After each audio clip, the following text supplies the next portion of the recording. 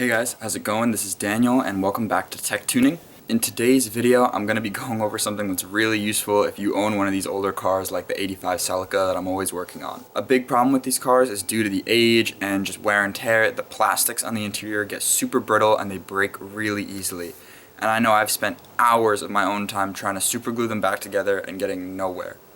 So today I'm going to be trying to explore a new way of fixing those, and I'm going to walk you guys through doing it and we'll talk about how good the results are. So the piece I have in question is my interior shifter trim, which if you guys have seen any of my other previous videos, you know when I was installing a short shifter into the car, it broke, and there's this little center section right here that you can see that broke completely off. It was already cracked when I got the car, and it looked like the previous people had super glued the shift boot to the inside of this tray, and when I tried to take the shift boot out, it just ripped the entire piece all the way off. And I've tried super gluing it, I've tried taping it in place while it's super glued to try and hold it together, but I'm not getting anywhere. So today, what I'm going to be exploring is using soldering irons and zip ties to melt plastic and rejoin the two plastic ends so that it all molds together and then hardens as one piece. The basic idea behind doing this is you use the soldering iron to melt the pieces of the zip tie onto the joints you're trying to reconnect. And yeah, I guess it's as straightforward as that. I mean, I don't know how else to explain it, but I'm going to start doing it, and I'll put the camera on to show you guys how I'm doing it, and hopefully we get some good results and can fix up some of these interior pieces. So yeah, let's just dive straight into it, guys. The main things you're going to need in order to get this started is just going to be a zip tie. I'm using a black one just so that hopefully the plastic looks the same, but it doesn't really matter. I have some tape to try and tape everything together and hold it in place before I melt the plastics. And then I've just got a pretty basic soldering iron, which should be fine for our application. Probably going to want to use one that you don't care about since you're going to get melted plastic all over it. So now, while our soldering iron is just heating up, I'm going to try and use some painter's tape that will be able to hold this whole thing in place so that when we go to melt the zip tie into the plastic, it's exactly where we want it positioned.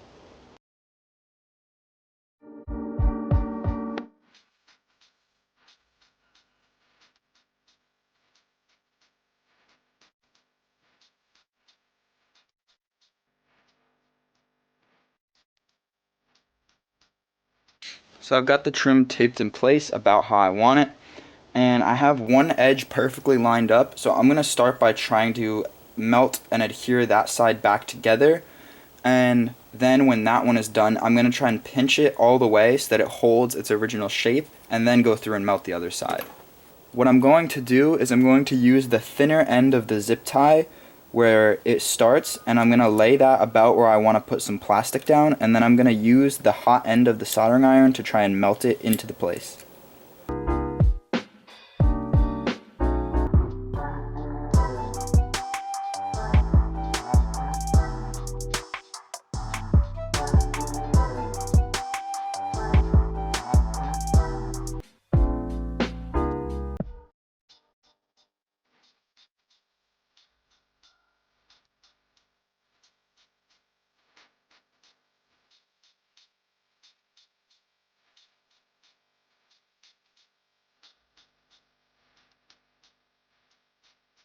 So we have one side done, and you can see it's pretty messy, but it's holding fairly well.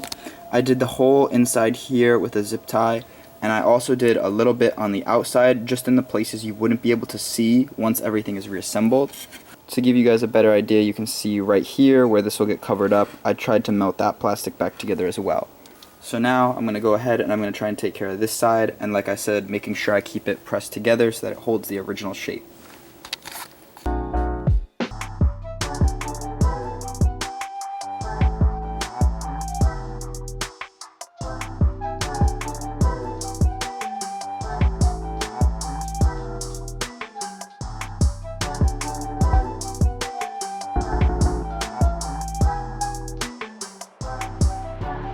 Alrighty, so as quick as this was, that'll about do it.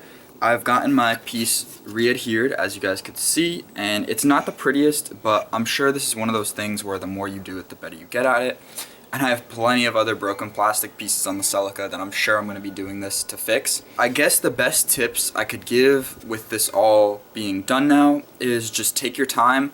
Make sure your soldering iron is hot, and what I found worked really good was laying the zip tie over the crack I was trying to fix and just pressing the whole iron against it so that the zip tie melted and broke off from the strand I was using.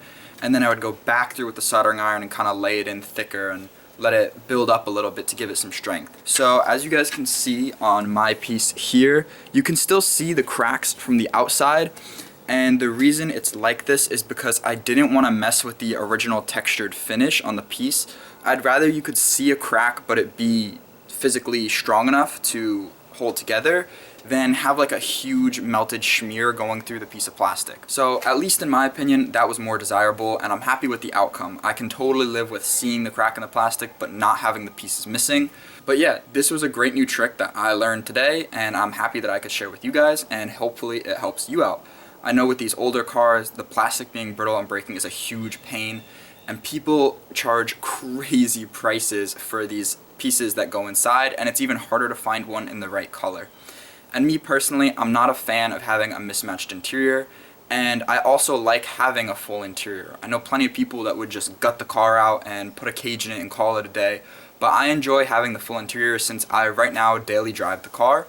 The plan down the road is to obviously make it more, fun and sport oriented, but for now I just want everything to stay together, so I thought this was a great trick that I could share with you guys.